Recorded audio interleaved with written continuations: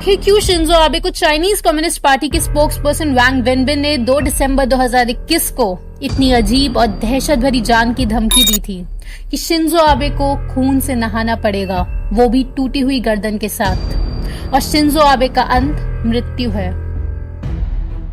Shinzo Abe के assassination से ठीक 17 घंटे पहले एक बहुत ही मिस्टीरियस चैट लीक हुई है, जिसमें एक यूजर ने लिखा था कि वो शिंजो आबे के करीब पहुंच चुका है और अब वो अपनी ऑर्गेनाइजेशन के दिए हुए काम को पूरा करेगा और अपनी ऑर्गेनाइजेशन को निराश नहीं होने देगा। आखिर क्यों चाइना शिंजो आबे के असैसिनेशन को इंडिपेंडेंस डे की तरह सेलिब्रेट कर रहा है? क्यों चाइना की शॉप्स फ्री गिफ्ट्स बांट रही है और उस मर्डरर को हीरो कह रही है? क्या सच में शिंजो आबे की डेथ मिस्ट्री उस लड़के से शुरू होकर उस लड़के पर ही खत्म हो जाती है जिसने कहा था कि शिंजो आबे की वजह से उसकी फैमिली बैंकरप्ट हुई, इसलिए उसने ये मर्डर किया, जो कहानी मीडिया ने सबको सुनाई है? या फिर शिंजो आबे के सडन डिमाइस के पीछे इकोनॉमिक हिटमैन्स और जैकाल्स, CIA, CCP का बहुत बड़ा नेक्सस है जो पूरी पृथ्वी में फैले हुए हैं, जो अपने सीनियर्स के ऑर्डर्स का बस वेट कर रहे होते हैं, क्योंकि ऑलरेडी CIA एक्सेप्ट कर चुकी है कि operation condor, operation PB success, MK ultra, project sunshine, ऐसे ऑपरेशंस वो करवाती हुई आई है। और क्या सच में इंडिया के प्राइम मिनिस्टर नरेंद्र मोदी के लिए भी ये खतरा बढ़ चुका है और हर वक्त बना रहता है? ये सारे सेंसर्ड और डीप इंटरनेशनल कनेक्शंस आज 2022 में आप सभी अवेकन सोल्स का गहराई से जान लेना बेहद ही जरूरी हो चुका है।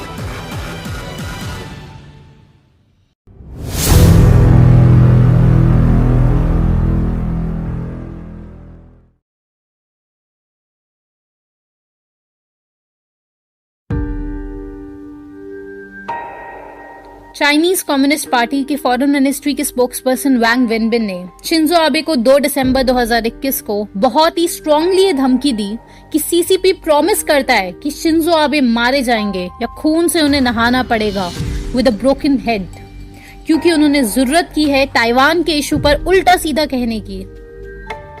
ये आतंकवादियों जैसी बातें कोई और नहीं बल्कि चाइनीज गवर्नमेंट की फॉरेन मिनिस्ट्री के स्पोक्सपर्सन कर रहे हैं।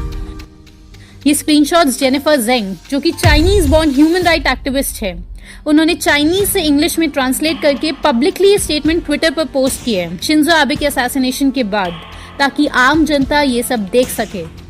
जेनिफर जेंग इनफैक्ट बहुत समय से सबको वार्न कर रही थी कि चाइना ऐसा कुछ करने वाला है, लेकिन डायरेक्टली इतनी अजीब और इनह्यूमन धमकी आखिर चाइना की तरफ से क्यों आई?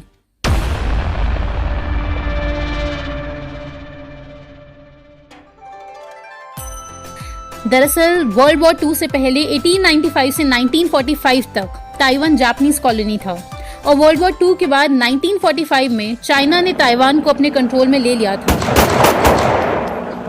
लेकिन पिछले कुछ सालों में ताइवान और जापान के कनेक्शंस और जापान की पावर को देखकर चाइना बेहद घबरा चुका था कि ताइवान कभी भी रेबल कर सकता है जापान की मदद से। और खासकर आज अगर शिंजो आबे जिंदा होते तो चाइना को ताइवान से और भी बड़ा खतरा होता।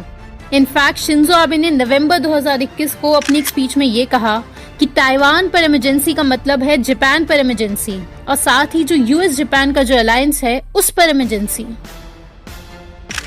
तो ताइवान को कुछ भी हुआ तो USA और जापान चाइना के खिलाफ तुरंत खड़े हो जाएंगे, ये शिंजो आबे ने क्लियर कट कहा, जिससे चाइना बहुत ज्यादा भड़का हुआ था।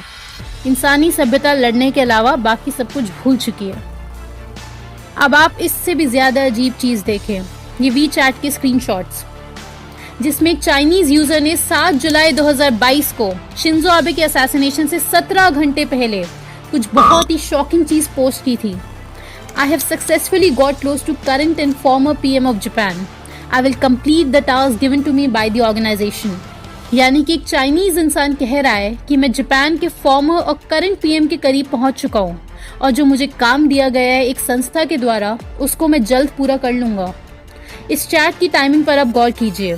असैसिनेशन से मात्र 17 घंटे पहले इस यूजर का नाम था ये, जिसे इंग्लिश में ट्रांसलेट करें तो होगा heavily equipped little rabbit 19C। और इसी पोस्ट के नीचे एक और यूजर जिसका इंग्लिश में नाम है पोरिंग इंक, उसने 2 घंटे 12 मिनट बाद यानी शिंजो आबे की डेथ से 15 घंटे पहले रिप्लाई किया, I am counting on you to get another 1 lakh. और इसके रिप्लाई में वापस पहले वाले user heavily equipped little rabbit ने रिप्लाई किया, I will definitely not let down the organization training for me. यानी मैं किसी भी हालत में अपनी संस्था को निराश नहीं करूंगा जिसने मुझे इस काम के लिए ट्रेनिंग दी है। ये स्क्रीनशॉट सबसे पहले जेनिफर जेंग ने ही अपने ट्विटर अकाउंट पर पोस्ट किए थे, चाइनीज से इंग्लिश में ट्रांसलेट करके, जिनके बारे में हम बात कर चुके हैं।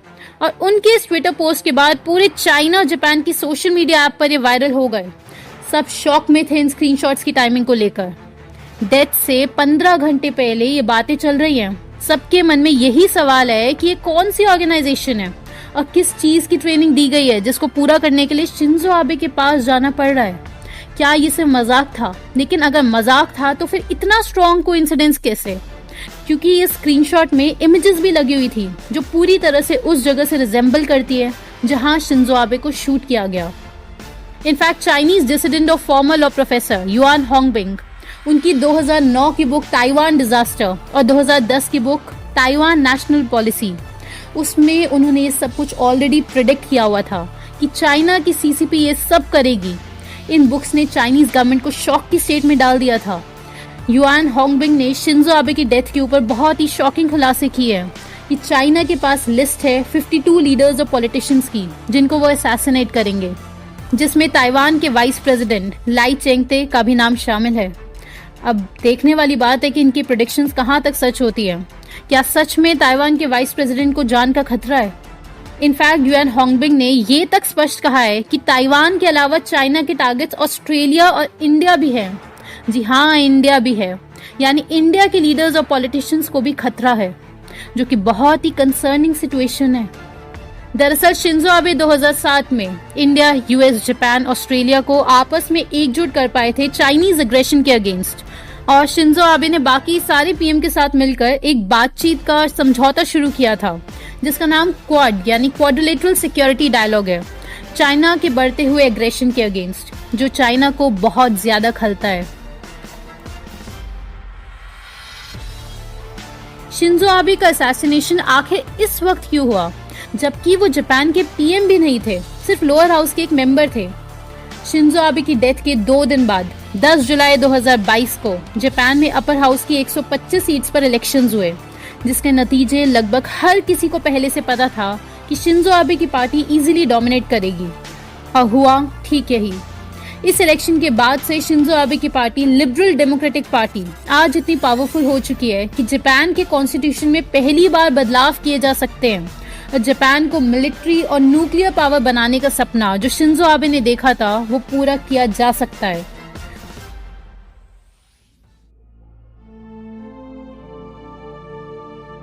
दरअसल आर्टिकल 9 ऑफ जापानीज कॉन्स्टिट्यूशन उसकी वजह से जापान को अलाउड नहीं था अपने लिए एक आर्मी क्रिएट करना, और जापान की रक्षा यूएसए अपने 50,000 सैनिकों से करती हुई आई है।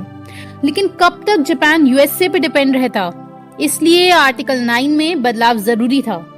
लेकिन आर्टिकल 9 को बदलने के लिए पार्लियामेंट में दोनों हाउसेज में 2/3 मेजोरिटी चाहिए थी, जो कि अचीव करना बहुत मुश्किल था।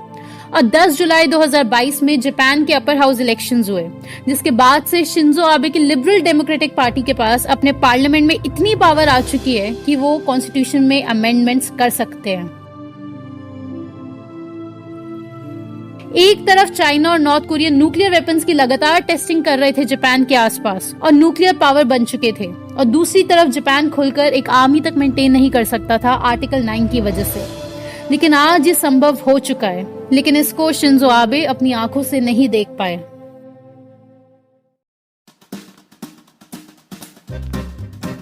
दोस्तों, इससे ज्यादा डिटेल्स यहाँ YouTube पर बताना अलाउड नहीं है। एक्सट्रीम सेंसरशिप चल रही है इस टॉपिक पर, जैसे कोविड और रशिया यूक्रेन के टॉपिक पर है।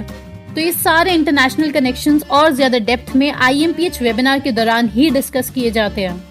तो आपको क्या लगता है कि क्या CCP का हाथ है इस असैसिनेशन में, और क्या CIA एक बार फिर से इन्वॉल्व है?